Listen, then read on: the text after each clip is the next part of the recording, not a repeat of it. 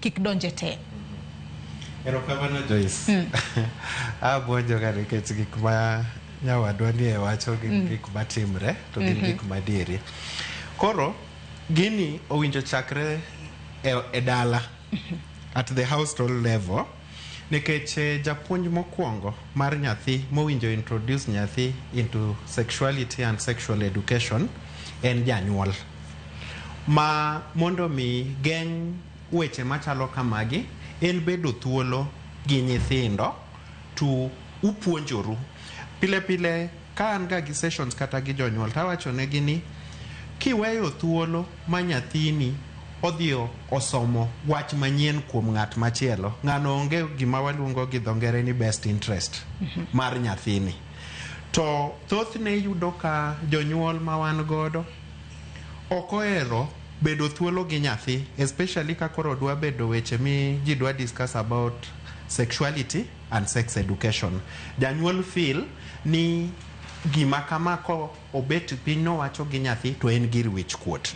To wi ji wil ni era ma wantiere ni kaka sani nyithindo nigi potential mar accessing ICT devices.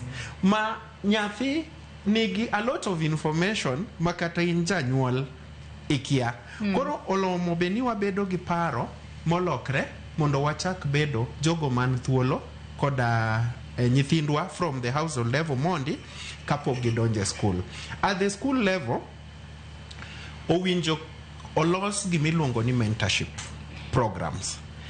Mentorship program dhi timango. Mentorship program dhi puonjo nyithindo gi ng'eyo ratichgi, ng'eyo ka ng'ato dwa chocho ratiro margi to gi forms of these abuse. Nekech yudo kaka nyawadwa ni e wacho ugibedo categorized. One en ga verbal.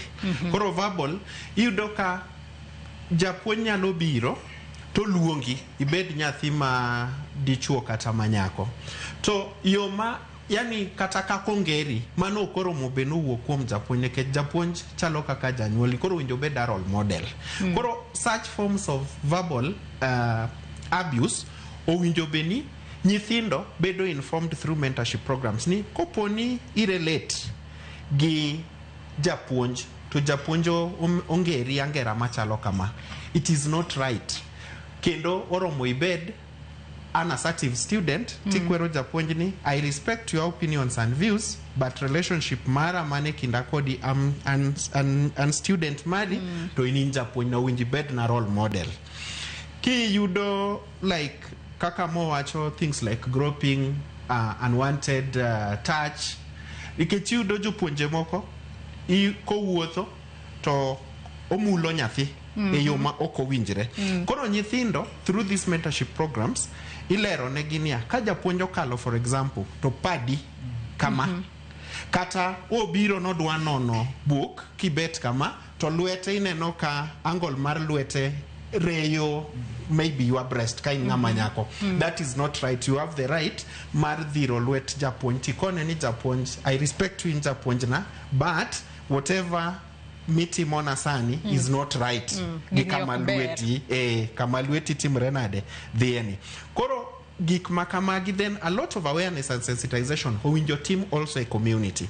Nikech en jukumu ibro yudo kineno migao moko ma ok mag sirkal gi NGOs gitemo especially ma support SGBV sexual and gender based violence gitemo wuothe gwenge to gimanyo ji mopogre gichako ga gi jo boda boda gidhi kate chiro gidhi ga kuonde lamo to giwacho ne ji ni en jukumu mar the entire society mondo mi warit nyithindo nikech nyithindo e misewa makiny ka wachocho ratichgi kawuono to nitiere ga ripple effect ka koponi rights ga obed abused kawuono to onyalo tan diriyo.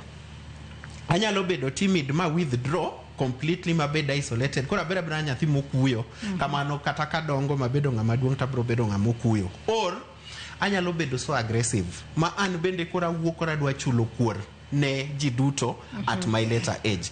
Koro this thing owinjo bed both wachake e yot wadhi nyake od lamo nikech kata kuonde ute lemo sexual harassment gi abuse timre. Ji wuok ni dhi kesha, to sama gidhi e kesha ni, ng'ato en pache onge lemo. En gajenda machielo mopogre.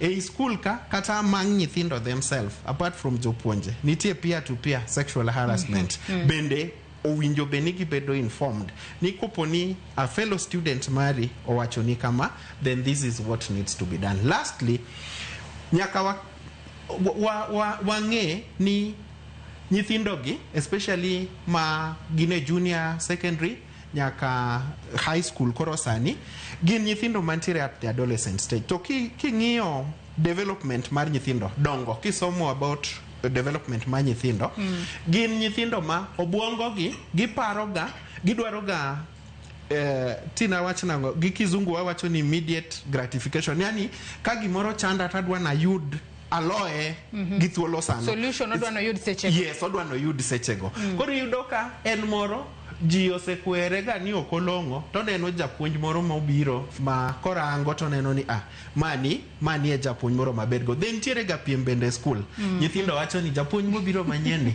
en makoro an madwa nyiso ni anan stero kairi.